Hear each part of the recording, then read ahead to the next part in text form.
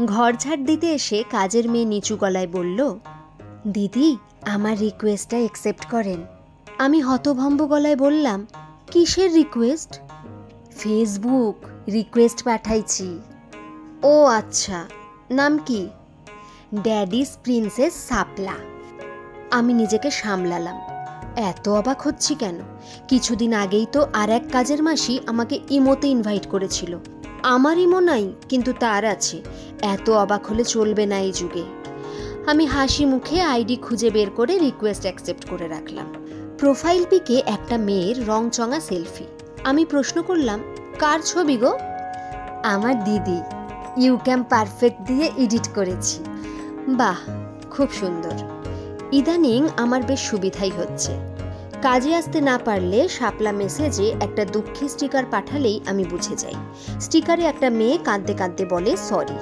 আবার রান্নাঘরে কিছু খুঁজে না পেলেও শাপলাকে মেসেজ দিলে সাথে সাথেই রিপ্লাই পাওয়া যায়। এছাড়াও প্রায় ফেসবুকের বিভিন্ন সমস্যা নিয়ে সে আমার কাছে আসে। একদিন ফোন নিয়ে এসে বলল, দিদি মেসেঞ্জার নাকি কালো করা যায়, একটু করে দেন, আর ফলোয়ার অপশন একটু অন করে দিবেন। দিলাম। একদিন এসে বলল, দিদি এবাউটে লিখে দেন ঢাকা বিশ্ববিদ্যালয়ে পড়ি। দিলাম। আরেকদিন বলল, দিদি ইংরেজিতে একটা স্ট্যাটাস লিখে দেন। আমি বাংলা বলছি, ফিলিং বোর, গরমের ছুটি চলছে, এখন পড়াশোনা নাই, কোনো কাজকর্মও নাই, সময় কাটে না। দিদি হাঁ করে তাকিয়ে আছেন কেন? এইটা লেখেন ইংরেজিতে। আমি লিখে দিলাম। আরেকদিন আমার কাছে এসে বলল, দিদি রিলেশনশিপ স্ট্যাটাস দিয়ে দেন। আমি অবাক হয়ে বললাম, প্রেম করছো নাকি? সে লাজুক গলায় বলল, হ্যাঁ দিদি, রিলেশনশিপ স্ট্যাটাস দিয়ে দেন। ছেলের নাম স্বপন সাগর। আমি রিলেশনশিপ স্ট্যাটাস দিয়ে দিলাম। ছেলের প্রোফাইল দেখে বড় ধরনের ধাক্কা খেলাম। ছেলে ঢাকা মেডিকেলে পড়ে। আমি শাপলার দিকে খানিকক্ষণ তাকিয়ে থেকে বললাম, কোথায় পেয়েছো এই ছেলেকে? সে হাসি মুখে বলল, ফেসবুকে। ও আচ্ছা। পৃথিবীটা দিন দিন মনুষ্যবাসের অনুপযুক্ত হয়ে যাচ্ছে, এই জাতীয় চিন্তা করতে করতে বইয়ের পৃষ্ঠা উল্টাচ্ছিলাম। বড়দি এসে বইয়ের পাতার মধ্যে একটা ছেলের ছবি রেখে দিলেন। সেদিকে না তাকিয়ে আমি চমকে উঠে দিদিকে জড়িয়ে ধরলাম। বহুদিন পর দিদি শ্বশুরবাড়ি থেকে এসেছে। দিদি নির্লিপ্ত গলায় বললেন, ছেলেটাকে দেখ, পছন্দ হলে হলো, না হলেও না হলো, এর সাথে তোর বিয়ে। আমি হাসি মুখে তাকালাম।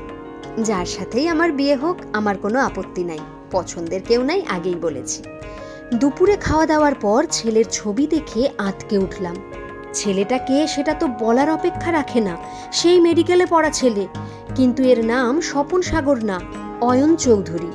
আমি কাঁদতে কাঁদতে গিয়ে বললাম, দিদি এই ছেলেকে কোথায় পেয়েছো?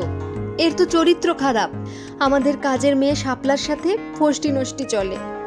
দিদি প্রচণ্ড অবাক হয়ে সবটা শুনলেন, তারপর রেগে আগুন হয়ে গেলেন, তারপর হতাশায় ডুবে গেলেন। সেই ছেলে আজ সন্ধ্যায় পরিবার নিয়ে আমাদের বাড়ি আসছে। দিদি রেগে মেগে বললেন, ঝাঁটা রেডি রাখ, ওই চরিত্রহীন ছেলের পরিবারের দম্ভ যদি আমি ধুলায় না মিশিয়ে দিয়েছি, আমার নাম। সন্ধ্যার সময় ছেলে তার পরিবার নিয়ে আমাদের বাড়িতে এলো। তাদের জন্য কোনো প্রকার খাবার আয়োজন রাখা হয়নি, বরং আমাদের মুখ গম্ভীর, আচ্ছা করে অপমান করা হবে আজ এদের।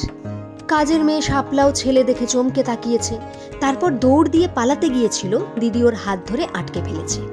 ছেলের মা আমার দিদির দিকে তাকিয়ে বললেন, কেমন আছো মা? দিদি তার প্রশ্নের উত্তর না দিয়ে ছেলের দিকে তাকিয়ে শাপলাকে আঙুল দিয়ে দেখিয়ে বললেন, একে চেনো? শাপলা মাথা নিচু করে দাঁড়িয়ে আছে। ছেলে অবাক হয়ে বলল, না তো। নাটক করো, তোমার নাটক আমি বের করছি। আমার বোনের জীবন নষ্ট করতে আসা? দিদি ল্যাপটপে ফেসবুক ওপেন করে শাপলার সাথে তার রিলেশনশিপ স্ট্যাটাস দেখালো। ছেলেটা খানিকক্ষণ অবাক হয়ে সেদিকে তাকিয়ে থেকে ফোন দিয়ে তার ড্রাইভারকে ডাক দিল। ড্রাইভার ওপরে এসে শাপলাকে দেখে বড় ধরনের ধাক্কা খেল, মাথা নিচু করে দাঁড়িয়ে রইল। ছেলেটা এতক্ষণে ড্রাইভারের দিকে তাকিয়ে কঠিন গলায় বলল, তুই বলেছিলি দাদা নতুন ফোন কিনেছি, আপনার একটা ছবি রেখে দিই, এই জন্য নিয়েছিলি আমার ছবি? আমার ছবি আর বায়ো ব্যবহার করে ফেসবুকে আইডি খুলে প্রেম করার জন্য?